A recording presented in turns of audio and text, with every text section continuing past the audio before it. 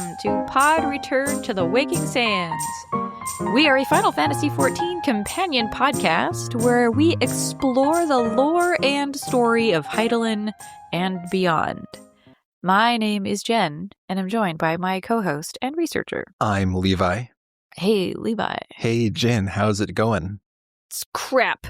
Yeah, Jen's allergic to everything right now. Grass pollen season is upon us, and I am dying. So I'm going to sound a little that way today. A little that way. A little that way. Okay, great. Great. Well, today we are not doing Moogles. Oh my god, yeah. We spoke too soon, and then we spoke too soon again. Originally, Levi, you gave us, a week to do it? And Incorrect. No, it was 2 weeks. 2 weeks, yes. And then like a week and a half in, you're like, we're not going to do it. We're not going to be able to finish it. So we moved it out another week. I'm like, this should be fine. And then it was real close. We cut it real close, barely getting all the rep in.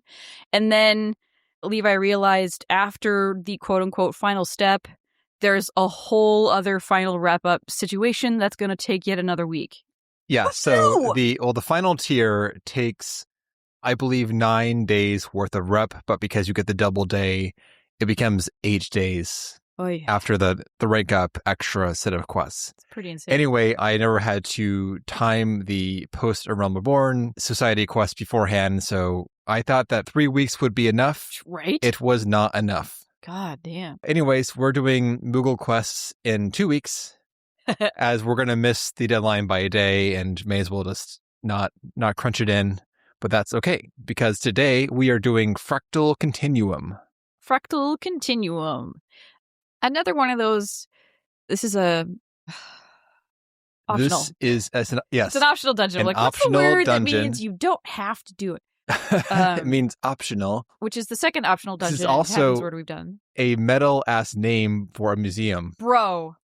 Yeah, I was going to say, okay, we're doing the Fractal Continuum, thinking it's going to be some kind of etherochemical research facility adjacent hardcore type of Allagan nonsense. It is adjacent. I mean, it is, but it isn't, because that's the name of a museum. I mean, it's adjacent because it's next nearby. door. Yes. Yeah. This is the premise. Well, before we get into the premise, the Fractal Continuum, again, this name should not be assigned to a fucking museum, no matter how cool the exhibits are. Well, okay. A little lore for you, Levi. If you'll allow it. Sure. The Fractal Continuum is the name of the ship. So it's kind of like the Queen Mary or the Star of India. You know, it's the name of a ship that was turned into a museum. This name writes a check that the museum can't cash. Pretty much. Oh, man. It's like, yeah, your kid thinks you're going to Star Wars land, but you end up going to the Air and Space Museum. Oh, no. No shade to the Air and Space Museum. But it's kind of the same. Well, the actual Fractal Continuum is cool. A lot of cool shit in there, no question. But once again, the name does not speak to the contents. So just like if you said, hey, kid, we're going to the space place, it's just like your Star Wars. And oh, shit, I love Star Wars. And they see a bunch of exhibits about, hey, here's the telescope, the Hubble telescope. Or yeah, we're going to go tour the Millennium Falcon. And it ends up being just like a replica of the shuttle. Yeah. It's still legit, but not at all what the child was expecting. Yes. Anyway, this is fun though. Fun dungeon, fun run with the peeps. Like Jin had already said, the Fractal Continuum is a decommissioned warship. The entry point to this place is a teleporter on one of the landmasses, but you can see the actual structure floating in the void of Az's Law. And this place has its own mini Dalamud-esque sphere even. It's got a sphere of its own. It does, and it's all busted. All busted. I mean, it's been some millennia. Jen, 5 millennia, in fact. Yeah. How do we get into this mess, though? Well, I mean, traveling to Az's Law in at all kind of opened up all of this stuff. So remember Gilly?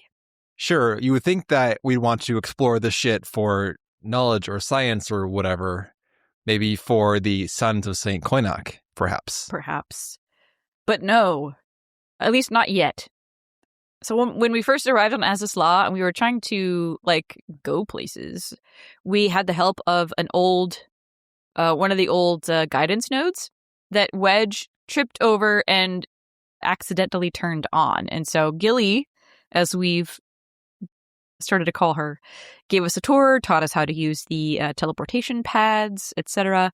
And then when she was done giving us the tour, then she's like, well, my job here is done. I literally have no other reason to exist now. And so shut down and went plunk. And she's been just a dead sphere of metal ever since. And this did not sit well with Wedge, because Wedge and the Warrior of Light were the only two, like, registered users of Gilly. And so we're like, we're in the super secret club. And Wedge didn't want to, I don't know, have her just sit in stasis for another 5,000 years. He didn't think that was fair. So he's discovered, or rather his theory, is that inside the Fractal Continuum, which is a museum the Allagans put together for all of their incredible achievements, in there's going to be a nacelle that we can commandeer and we can repurpose it as a new body for Gilly. And it's like, sure, man, we'll put our lives and the lives of 3 other people on the line to get deep into this museum, to get attacked by the exhibits, among other things, to find a new vessel for our friend Gilly. Totally worth it. Yep. So the quest can be, you get the quest in Ishgard from one of the Ironworks employees. His name is Notril Champ. Notril Champ. Notril Chance. Sure. Notre Chance, like the Champs-Élysées. Sure. God, it's such a mess. Anyway, he's like, but enough I have about Jin's sinuses. Ew. He says, I have a message from Wedge, and he wanted me to read this to you verbatim. So here goes. He's like, Wedge says to meet him at the Etherochemical Research Facility on Azazla? That's it. That's the message. I'm sure you understand what these words mean. I've done my job. And we're like, yep, we know exactly what those words mean. So we go see Wedge, and Wedge is like, I want to do this thing for Gilly. And we're like, all right. So that's what we're going to do. Gets it something. Yeah. Yeah, and we do it. We have to go to one of the teleporters on the southeasternmost landmass to get in, and that's about it. We are unlocked for the dungeon. Boom. Jen, who came with us on this very short notice run? Some friends of the pod. We were joined by Golden Abbey and Nath. And what jobs? Well, Golden Abbey, she's a machinist mage, so she came in as machinist. And you said machinist mage. No, I didn't. The recording will say. There's no such thing as a machinist I know. mage. That's why I'm saying it was. I assume that you meant to say main. Main. I did say main. Okay. Maybe I did say mage. And then Nath is? Nath was summoner. Yeah. And Jin. And I was white mage. Well, it went okay. And how about me, Jin, while we're prompting Jin on an individual basis? You were Dark Knight? Yeah. Yeah. Sweet. Okay, that is the crew, and we enter the facility.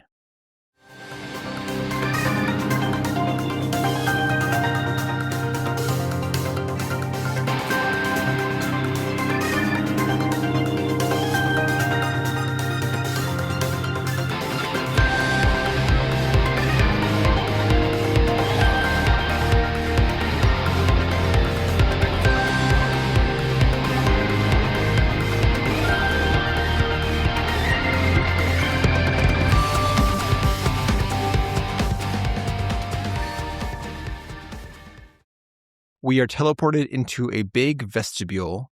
There is a force field before us and a teleporter to our right. And so we immediately take that teleporter and go into the History Gallery. Exhibit 1 is Technology in Daily Life. a showcase of the modern Allagan conveniences for everyday people. After we defeat some roaming clockwork soldiers, we can enjoy a view of several nodes, apertures, and this circular plate with like a bunch of glowing squares on it, which is either some sort of game board or a miniature version of the rectangular techno platforms that we have to run on all the GG time in Allagan areas. There's also a miniature crystal tower.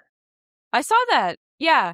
A lot of these things actually are like housing items, I noticed. So the little crystal tower model, the little like node chairs, they look like bean bags, little things like that. Yeah.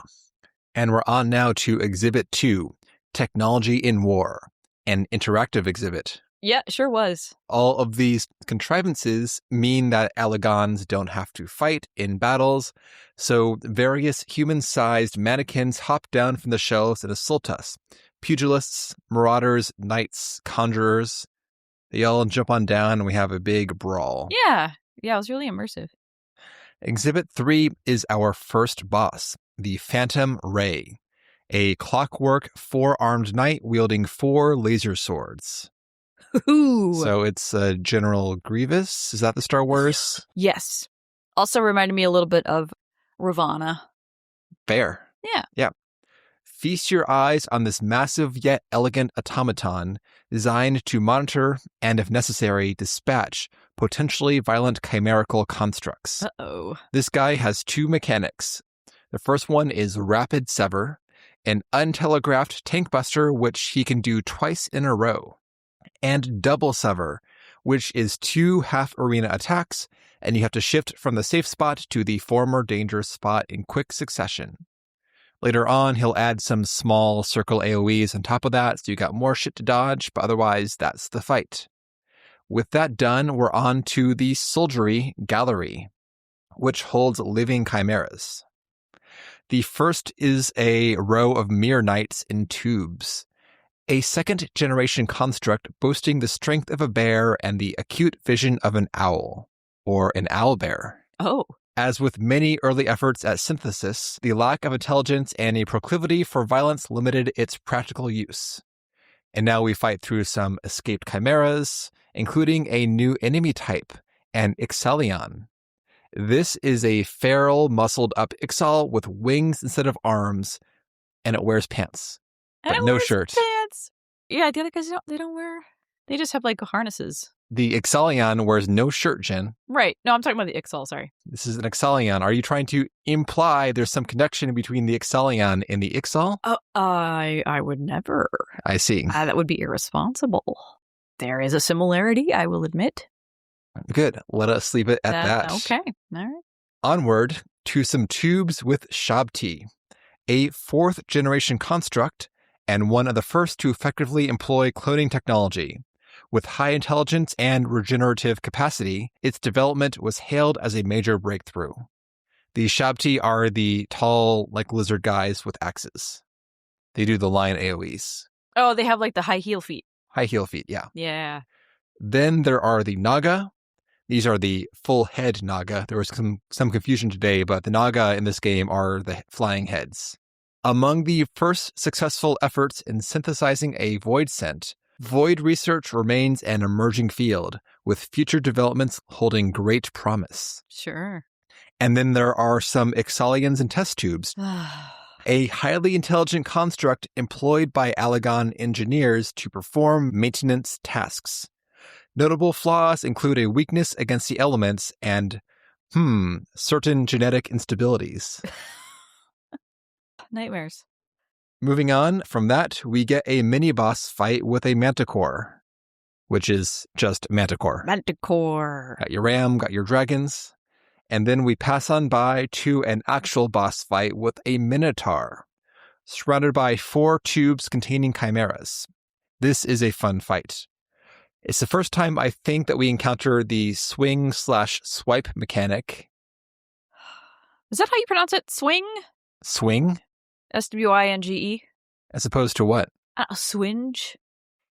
The Minotaur does swing. There's a swinge that is a separate mechanic. But I'm pretty sure that the Minotaur's cast bar is swing. I don't know. I've never seen a swing. I've only seen it with the E. So I'm like, swinge. There's all these different kinds of swinges. There's the 100-ton. There's the 1,000-ton. That's tons, Jen. Speaking of your BS, let's take a look-see on the old wiki. It is, according to the wiki, a swing. There's no E on the end. Well, shit. You just put it at the end mentally because you've been seeing so many swinges. My brain filled in the blanks. Nice. Either way, this is a recurring mechanic. You will need to learn a swing from a swipe. It is V important as these are cast bar only untelegraphed actions. Word. Swipe is a conal attack, and swing is a point blank AoE circle. Yeah. Which, I don't know. Like, when you think of like the definition, I can't remember until I see it again in action. I'm like, which one's which? Well, is this Jen, the swing? Is this if it's a swipe, you swipe right and dodge the right of the enemy, and they will swing you right round. Well, there you go. There you go. Nice. Thank you for that little mnemonic device. You are welcome. He also does like a hefty hit charge attack, but the other big mechanic is his room-wide swing attack. Ooh. When he begins it, the whole room is filled with this circular telegraph. There's nowhere to go. But you must break a test tube to free a chimera, and Minotaur will want to gobble up that chimera, so they cease their attack and run over to go eat it. Nom, nom, nom, nom, nom, nom. You should kill the chimera before the Minotaur eats it, otherwise it'll get a short buff, but whatever.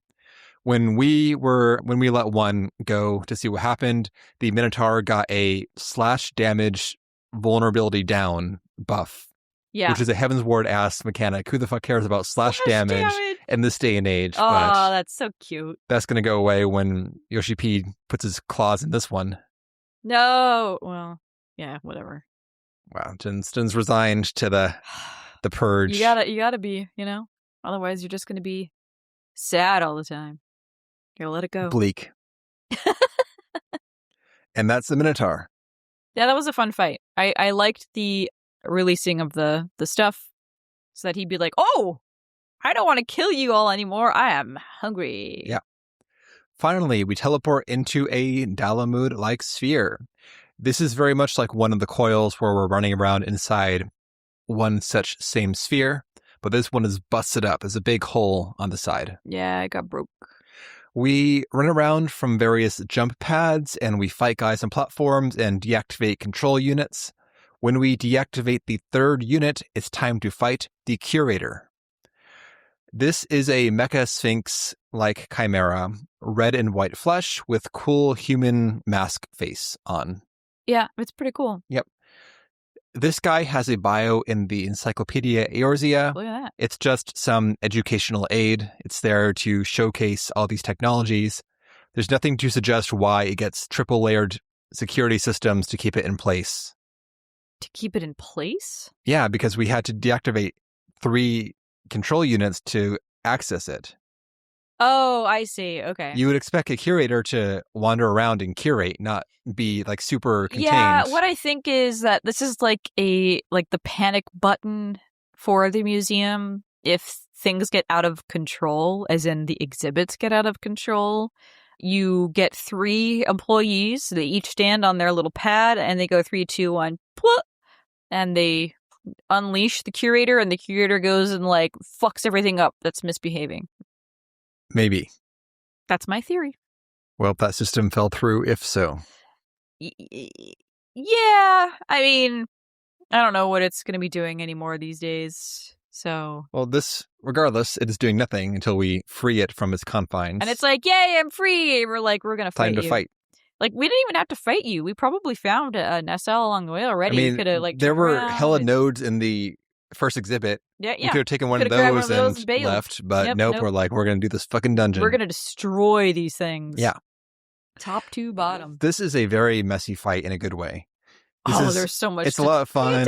Yeah. There's a lot of stuff going on, but essentially the main mechanic is that he will summon these mines on, it's a grid arena, so there's like a 4x4, I think, grid of squares, and he will summon a mine in some squares. That's like a don't touch the mine, obviously. Pretty Right. clear. Yeah. Don't walk on it. Then he also will summon in the little walking spindly node guys. They're like the 3-legged clockwork ball bodies. Yeah. And they will energize their square with damage floor and walk forward in the process. And basically making more of the tiles inaccessible. Yes. So we let this whole thing play out just to see what would happen. And if you don't kill these guys, they will cover the entire arena with a damage floor. Yeah. It's pretty cool. But unfortunately, they are very easy, even on mid-eye level, to burn down. There's not much threat. You just have to switch targets pretty much. Also, there is the etherochemical explosive debuff, which is a little bomb icon. It's so fun. Which does some heavy dot damage, needs to be cleansed with Asuna. So while I was running around, like, panicking, is for me to heal, it's been a minute.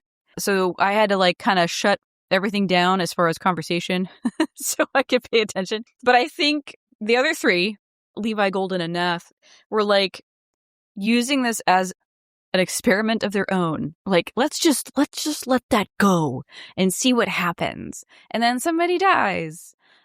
Somebody got the bomb debuff right away, and I'm like, blah, blah, blah. And they're like, no. Let me just have the bomb buff and see what it does. And I think the person just explodes intermittently throughout the entire 15-second debuff, which is pretty funny. They do not die when it expires. So I could have just let people have the bomb. Yeah. Like, it's fine. But I don't want to get blowed up, so I assumed. And I think basically the whole time that I was like, I can't say anything, I gotta concentrate, you all were like, what if we did this? What about this? What does this do? Like, the whole time. And, like, we had to do the fight twice because the experiment for the squares getting fucked up basically just ended and everybody dying. Yeah. And we're like, okay, all right, that was cool. On the second fight, we also had a recovery, which Jin led as well. We lost 2 people. I believe it was one of the mines that when you trigger them, it does a knockback. Like explosion and knockback, so you can get knocked into some shiz, into some damage floor or whatever. It's P-fun. Yeah, the two of you, I think it was, I don't remember if it was Nath or Golden that died. And so I rezzed them right away, and then you died immediately after they did. And I'm like, crap, now I have to hard cast raise the tank. And I'm like, I knew this was going to happen. But we did it. We did it. It was a good time. So much going on. And that's it. So we defeat the curator. We steal its nacelle and head back to Wedge. Wedge is stoked. So he takes his little tools out and he's like, and he's transferring over Gilly's memories and programming and all this stuff. And then there's like, bloop, bloop, bloop, bloop, bloop. Hello, Master Wedge and Mistress Otis. Good to see you again. And Wedge is like, yeah, we couldn't just let you languish here. And Gilly was like, man, I feel great. I went the last 5 millennia without any kind of maintenance. I was feeling a little dusty.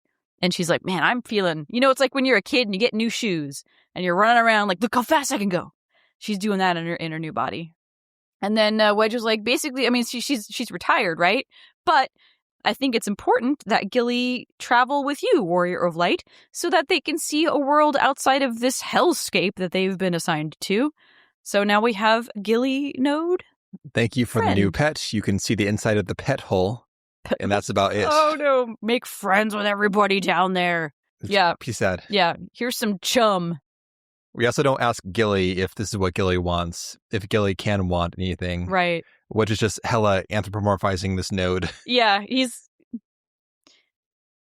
that's exactly it. It really doesn't go any deeper than that. He formed a bond with this thing, and that's probably why he's an engineer. His bond with his GPS. Yeah. And he's like, well, now I will curse you with consciousness.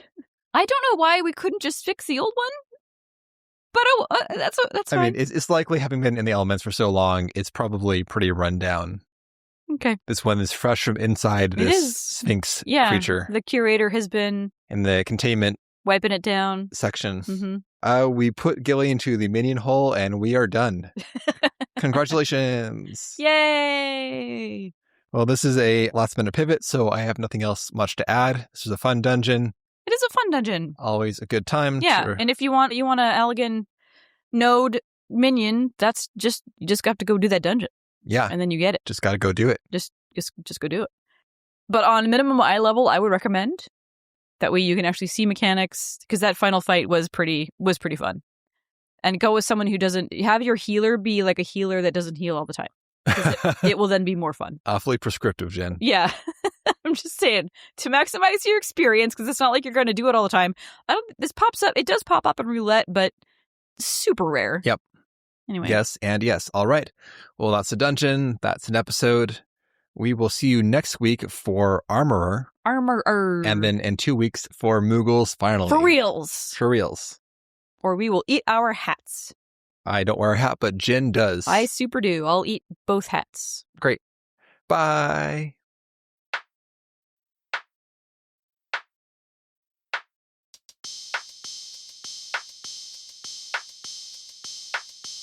And that will do it for today's episode. And remember, if you get an invite for a swingers club or a swingers club, just make sure you pay attention to that spelling, because it could mean the difference between life or death. If you want to get in touch with us, you can at podreturnffxiv@gmail.com. We are on the Blue Sky at the same tag. Check the show notes for our Discord information and a link to the official pod t-shirt with the artwork done by Levi. And last but not least, our Patreon, patreon.com/podreturnffxiv. And for $1 or $2 a month, you get access to extra stuff that includes the seasonal events from 14. We just released an episode about Mahjong. And we have our bonus series, Sightseeing Allagan, there as well. And this season, I, a mid-40s something who's never really played JRPGs before, am playing Final Fantasy VI for the first time, and I'm telling Levi about my experience. So get in on that if you want. And with that, we hope you enjoyed the episode. Have a good day or night, and we will see you next time.